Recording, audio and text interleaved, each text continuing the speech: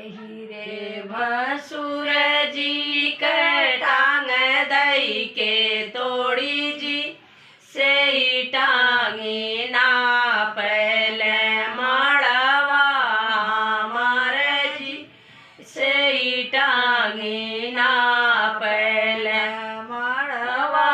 हमारे जी से ही रे भसुर जी के आँख धई के पोरी जी से ही आँखे चितवैले गौरा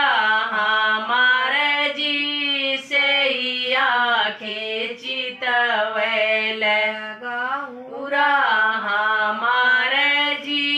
एही रे भसुर जी के दाँत दई के तोड़ी जी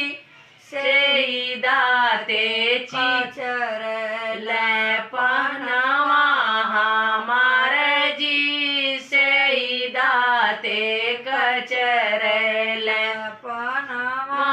हमारे जी से ही दाते कचरल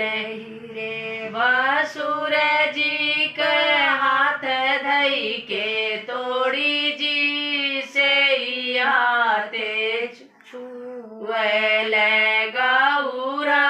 हमारे जी से ही आते छुएल गौरा हमारे जी से ही आते छुएन। भसुर की गाड़ी है।